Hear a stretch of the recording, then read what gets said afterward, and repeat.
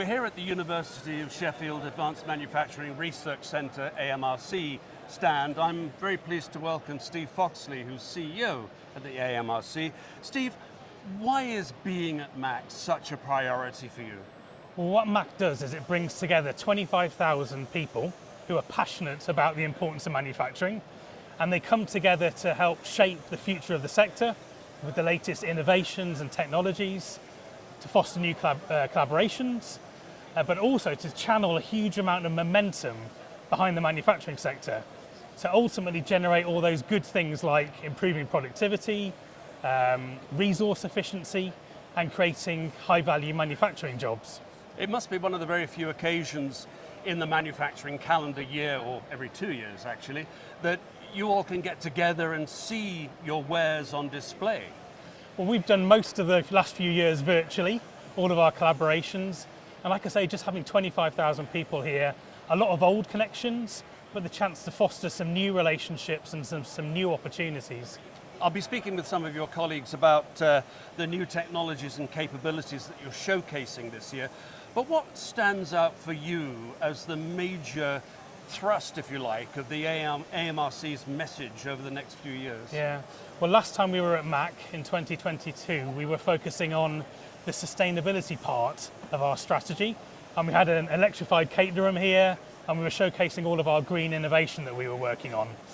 This year, we're focusing on the digital part of our strategy, and particularly the digital thread.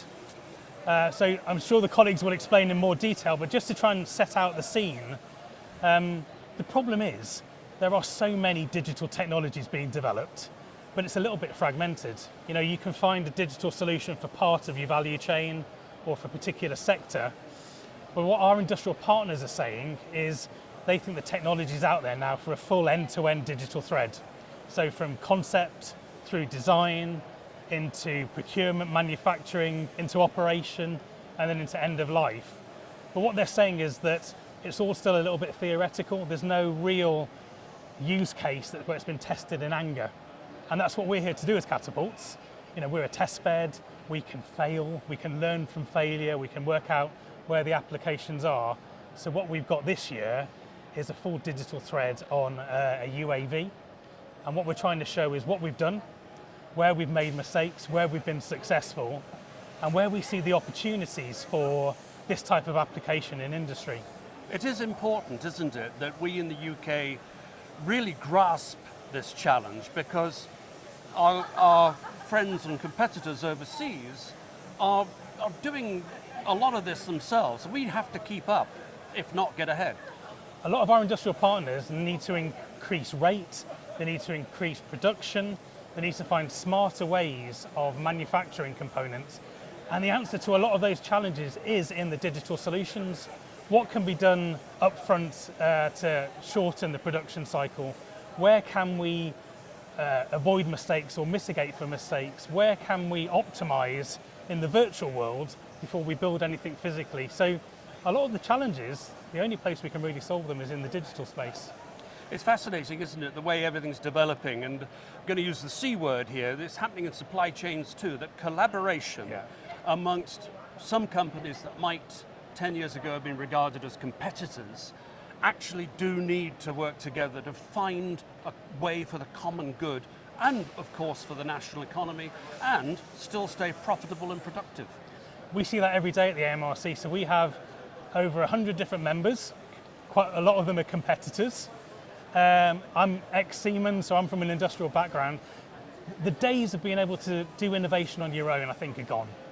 You know, companies need to collaborate together on technologies that can benefit multiple companies. They need to do that innovation once and together. And then maybe later on they can go off and do specific parts of research for their particular application. But to have all of the physical equipment, to have all of the capabilities and the brain power, you can't have that within a company anymore. You need to collaborate with Catapults, you need to collaborate across the sector, we need to learn together, we need to learn where the mistakes are and how we can avoid that. So I'm totally with you. I think these sorts of events, it's all about what's the next collaboration, who should be working together for the benefit of UK manufacturing.